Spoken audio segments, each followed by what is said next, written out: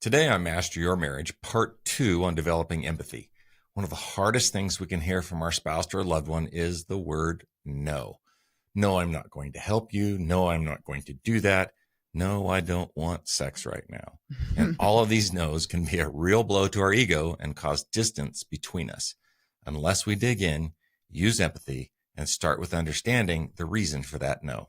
Today, we're going to talk about difficult situations like these, where empathy can be one of the hardest things to do, but also the very thing that can heal, de-escalate conflict, and keep resentments from building.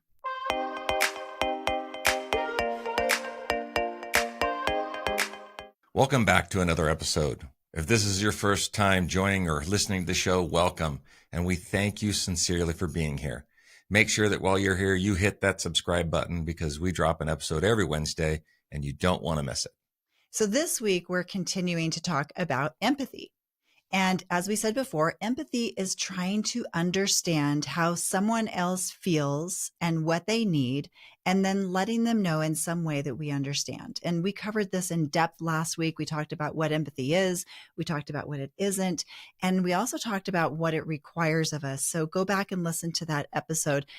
Just to briefly summarize last week's episode, though, empathy is giving someone our full presence and being able to attune to what the other person feels and needs. And we do this without bringing any of our own past, our own judgments, our own biases, our own baggage into the moment. So you have to leave your baggage at home, right? When you're trying to be empathetic, and your opinions, right? Well, that's the hardest part. I always want to bring my opinions to a conversation. Right. So when we're doing empathy or when we're learning about empathy, we really oftentimes don't need to speak at all. Like we speak with our eyes and we speak with our body. And if you say any words at all, typically it's only to clarify what the other person is feeling or needing. But the words themselves are not empathy. Right. Empathy is what you feel when there is an empathetic connection. And this is created by focusing on what the other person feels and needs. Exactly. So I think the metaphor that I think of when I think of empathy is I think of music. And I think about all these instruments that play together in a symphony, right? And when it comes to making beautiful music, it's not about just everyone plays the right notes at the right time, right? Before the musicians even begin to play, they have to tune their instruments to each other so that they're all in sync. And so that their instruments are all in harmony with one another and making this beautiful sound. And empathy to me is much the same. It's being able to tune in to whatever is alive in the other person, to tune into their resonance that this other person has. However, empathy is not really the easiest thing to do. And there are some situations that are maybe more difficult than others to demonstrate empathy. Mm-hmm. So today we're going to talk about 3 specific challenging situations that are particularly hard to empathize with, along with giving you tips for how to conquer each of these situations. Perfect. So let's dive into situation number 1, difficult situation to empathize with. Let's talk about harsh words. Oh, yeah, I don't like harsh words. So how can you empathize with someone when you have been verbally insulted or spoken to harshly by someone, especially someone you love, like your partner, your spouse? Maybe, for example, I'll just use some harsh words right now to give you an example. You're so lazy. You're just selfish, or you're stupid. You're such a bad parent. I can't believe how inconsiderate you are. You only think of yourself. That's a quick way to break a connection though, right? Yeah, those are tough. Yeah. And when you're on the receiving end of these words, like, those hurtful words, wouldn't you find it kind of difficult to empathize with the person who's saying that? Yes. Absolutely, yes. So you don't want anything to do with that. It's going to create distance. Well, so I want to tell a story about Dr. Rosenberg, who's a psychologist, and he wrote the book Nonviolent Communication. So Dr. Rosenberg was visiting a refugee camp in the Middle East, and it just so happened that there had actually been a riot in the camp the night before, and tear gas grenades had been launched into the camps in order to quell the riot. Mm-hmm. And so then Dr. Rosenberg gets there. He's walking through the camp, kicking these canisters out of the way, which were the tear gas, the empty tear gas canisters. And he noticed on the side that they were stamped with the words, made in the USA. That's not helpful. Right. And here he is in the Middle East, made in the USA on the tear gas canisters. And later on, he ends up getting introduced to people in the camp by the interpreter, and the interpreter introduces him and says he's from where else but America. Of course, right? And so, as you can imagine, somebody was mad, right? And this man who was very enraged, he jumped out of the crowd and he yelled at him. He's like, "You are a murderer." Oop, that's intense. While maybe we've not been called a murderer before, I've never been called that, but I'm sure we can all think about times when we've been verbally attacked in some way in our life, and it takes you back, right? And the way that we handle that verbal insult is really important. Our response to that insult will determine whether or not this conversation escalates and just gets more fired up, or whether it dies back down. And that response is so important. Right. So that reminds me of a situation I had many, many years ago. It was with an extended family member. It's probably been like 15 years ago now, where someone said something to me that I perceived it as very hurtful, very cruel. I was really hurt by it. And yet I reacted poorly. I felt like I needed to defend myself. I felt like I needed to correct them, that they were wrong about what it was that they were saying. And I was just so deeply wounded. As a result, I ended up lashing out. And that reaction, I regret, because it did cost me a lot. It cost me in relationships, and some of the repercussions of that decision that I made to lash back actually are still felt today. Yeah. Admittedly, I act immaturely. I did not recruit the best in me. I acted from this emotionally undeveloped part of me, from this immature place. I didn't even pause. I didn't even wait to react. And I responded in anger. Yeah. And I like what you said about emotional intelligence the other day. You said emotional intelligence is being able to feel these really big, really overwhelming emotions and not reacting in a way in which you'll later regret. I think you cleaned that up pretty nicely. Oh, yeah. You didn't say it that nicely at all. I think you said acting like blank something. Yeah, I won't use the word that I said the other day, but you cleaned it up nicely. Yeah. But right. That was good. I like this one better. That was it. Like, I did lack that emotional intelligence. I felt those really big, really overwhelming, really hurtful feelings. And instead of being able to sit with that and accept that and try and find the meaning behind it, you automatically did what most of us would do, is we just fire back. Right. Guns up. Let's go. Right. And if I could go back and do that all over again, I would totally do things differently today. I would try to see the pain and the unmet need that the other person had, rather than just intently focusing on my own hurts, my own pain. Right. Yeah. And, that doesn't mean that I would accept abuse. And certainly that's not at all what we're saying in this episode. We're not saying that we should ever accept any form of abuse. And you can still create healthy boundaries with people and let them know that they've injured you. But the result would have been so much better if I would just taken a moment to pause first and empathize with this person before I reacted. Yeah, try to find the meaning in it. Yes, that would have made a huge difference. So let's go back to the story with Dr. Rosenberg. Yes. So how did he handle the situation when he was called rather vehemently a murderer? Right. Well, based on this man's situation, like they'd just been through a riot, right? And the tone of his voice and the violence he had witnessed, Dr. Rosenberg had sort of a sense what this man was feeling and needing. So Dr. Rosenberg said, "Sir, are you feeling furious because your need for safety and support isn't being met by my government?" This, of course, was just a guess, probably a pretty good guess based on the clues, around the camp. But whether it's accurate or not didn't really matter much, because when he said that, it indicated to the man that Dr. Rosenberg valued him and was trying to find his needs and his feelings in this situation. Right. And I think it just showed him that he mattered, which, of course, is going to soften anyone, even someone who is screaming at you that you're a murderer. Yeah. Right. Yeah. And so that softening opened up this door to more dialogue between these two men. And the man explained to Dr. Rosenberg how his basic needs for housing and sewage weren't being met. He talked about what it was like to live under these conditions. And here they had this beautiful dialogue, right, where empathetic connection was able to be felt by both of them. And so after this back and forth, this long conversation, the man ended up inviting Dr. Rosenberg to share dinner with him, which is so cool because one moment the man was here calling him a murderer. Kind of mad. And it could have gone the other way had he, totally could have gone the other way. Come back just as sharp, right? Right. And then later on, here they are having dinner together. So that's a huge shift.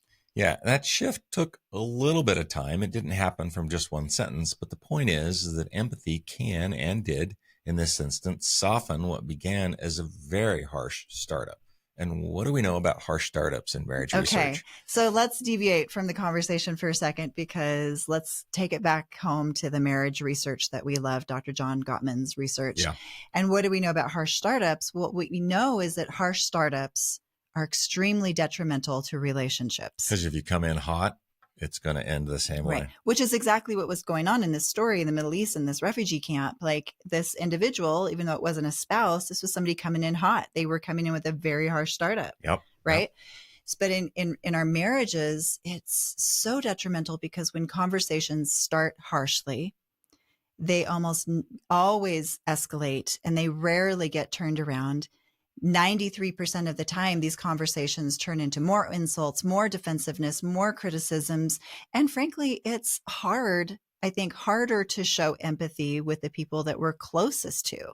So it's hard sometimes to take a beat. It's easier to just react. And that's why 93% of the time, conversations that start harshly end harshly. Yeah. Yeah, that makes sense though, right? But then where does that take us? What does that even mean? Well, it means that this conflict that you're having becomes progressively more negative. It's this spiral. And what do we know about high levels of negativity in conflict also in the marriage research? Right. It predicts divorce. Yeah. So the more negativity you have, the higher predicted divorces, and especially unhappiness. Of course, it would be better if we could just avoid harsh startups and criticisms and blaming words altogether if we were perfect. But when they do happen, we need to figure out a strategy for how to handle that. Because if we want our relationships to last and flourish, not just last, but flourish, we must keep this 5-to-1 positivity to negativity ratio during conflict. 5 positive things for every 1 negative thing that we say. And if we can do that, then we're going to have kind of a flourishing relationship. If not, we run the risk of going down this distance isolation cascade, which leads to divorce, right? So if I'm nothing but negative in all of our disagreements, which are going to happen, then soon enough, we're just going to stop talking because who wants to engage in another negative conversation? And then you start to have your own story. Separate and then life. I start to have my own story. And then we start to build our lives around those stories. And now we have distance and isolation. Yes. Yeah. Just that one thing, that 5-to-1 ratio, regardless of whatever type of conflict style we have, if we can just focus on that one ratio, it makes such a huge difference. Absolutely. And this is where repair attempts come in because like you said, we're not perfect. Sometimes we do start hot and we don't mean to. And sometimes we didn't even intend to, but it comes across wrong. And so this is where we need to be able to hit that backspace button on the keyboard, right? We need to back it up. And so we need a way to turn the conversation around, and we do that with a repair attempt. But to do an effective repair attempt, we really need to strive to have that empathy, to have that empathetic connection. And no doubt, right, when harsh words, insults are being thrown around, that's an extremely challenging situation to empathize with. Yeah, absolutely. Right. And the way that we do that is when our spouse or partner does say something hurtful, we need to be able to attempt to understand what they are feeling and what they are needing, and really strive to, instead of hearing the harsh words that they're saying, instead of hearing the insults, instead of hearing the criticisms, instead of hearing what they, quote, think of us in the moment, right? Can we hear their feelings and their needs beneath that? That's so hard because, as we've talked about before, behind every negative emotion is an unmet need. Right. In the example of the refugee, Dr. Rosenberg did this. He could have easily gotten defensive and said that wasn't me, but instead he did some sensing. He did some sensing to try to understand what the man was feeling in that moment. What were his feelings and what were his needs? And relating this again back to our relationships, we can do the same thing. We can do this in our relationships just like he did. So if our partner is snappy or sharp, we can look beyond those words and look at what might they be feeling. Right. So look at their day, look at the clues, look at what's going on at home. Just like Dr. Rosenberg looked around the camp and saw the tear gas canisters, right? What are the clues if you walk home and your wife is overwhelmed and she has throw up on her shirt and in her hair and hasn't had a shower, and like you can see all these things going on. Not the time to come in hot. Right. And maybe she was abrupt, but could you be saying something like, are you feeling angry right now because you have a need for peace that isn't getting met? Yeah. Or are you feeling upset right now because you're overwhelmed and you need to have rest? Or are you feeling irritated right now because you need to be heard and understood? Yeah. Anything you say or do that would prevent, this negativity from escalating could be considered a repair attempt. Absolutely. And if you're not sure what your partner is feeling, maybe try some of these things out. Like, what are your concerns? Like, tell me what your concerns are. Help me understand, or what do you need? Maybe what do you need from me right now? Another one would be like, hey, especially if you're starting to feel like you're boiling up a little bit, like, hey, I'm starting to feel a little defensive right now. So maybe can we start over so I can understand what you're feeling and what you need right now? And it's really going to boil down to trying to figure out what they're feeling and trying to figure out what their needs are. Right. And we're going to talk a little bit more about that in a bit. Yeah. So the main point here is the more we practice empathy in these situations, the better we're going to be at repairing. Repair early, repair often. We're going to get better at those repair attempts, and we're going to be able to stay in connection.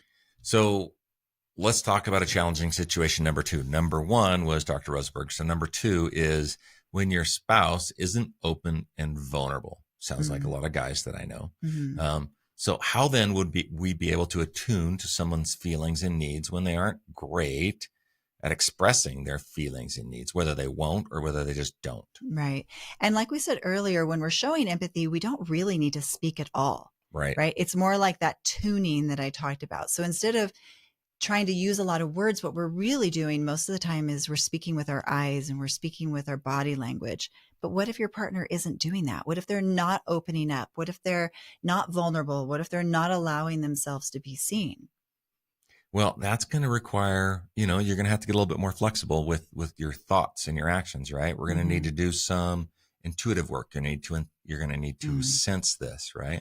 And if you listen to our episode like 2 weeks ago, you might remember that there are literal listeners and inferential listeners, right? And if your partner isn't directly sharing their feelings and needs, you may need to work on being more of an inferential listener, which means since we're going to have to guess, we're likely going to get it wrong sometimes, and we're not always going to be able to guess accurately about what your partner is feeling and needing. But that's okay, because we will always try to confirm our assumption with some more data as we move into this. Yeah. And that reminds me of a funny story. I think I was working with a couple a while ago, and they'd been married for like 15, 20 years. I It'd been remember a this long story, time. actually. And the wife was starting to share about a perpetual problem in their relationship. And I think it had to do with parenting, if I remember correctly. And she would say, whenever this situation came up, how her husband would get so angry.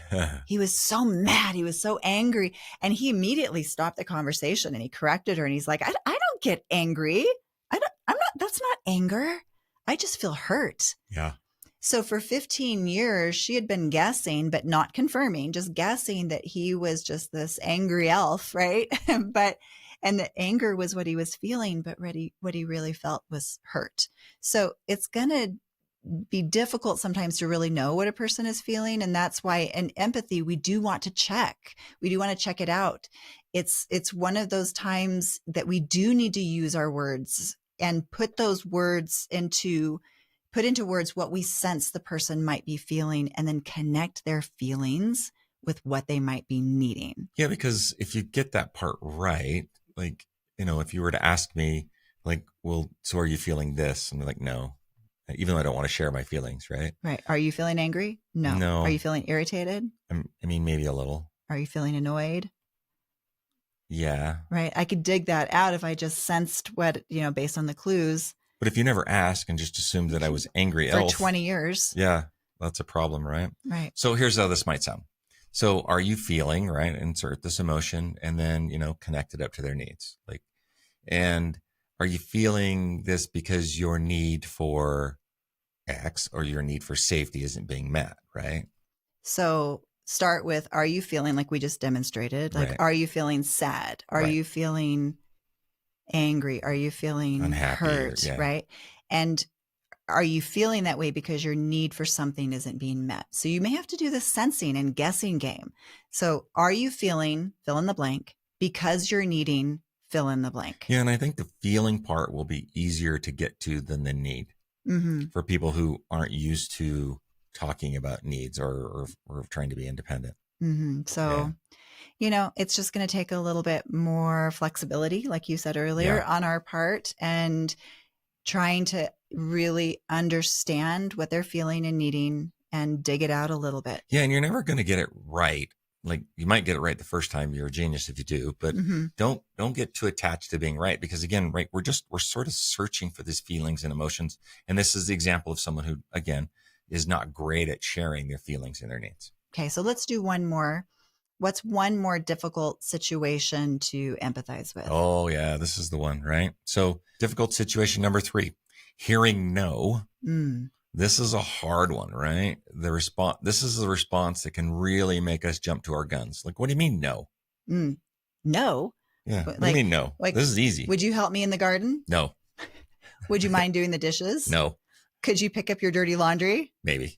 Would you feed the dog? Sure, that's easy. Can you pick up the kids? No. What do you mean no? Yeah. Right? So in marriage, we make these requests of each other all the time. They're small, simple, sometimes big, right?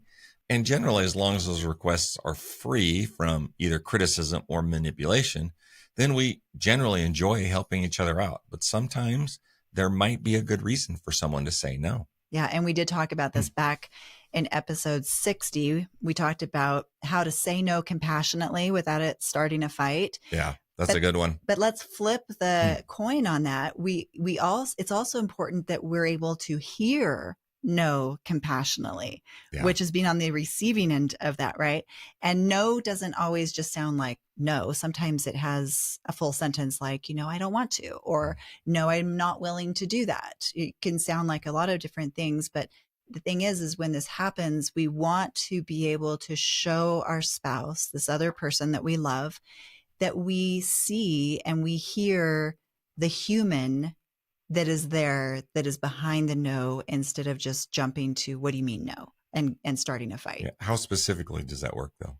Well, we would do that by trying to hear the feelings and the needs that are behind the no. Again, it's the same thing. It's hearing the feelings and the needs, in this case, that's behind the no, whether that's a need for peace or safety or autonomy or a bath by myself for 10 minutes, right? Whatever it is. Especially when there's babies around. There's a reason for that no.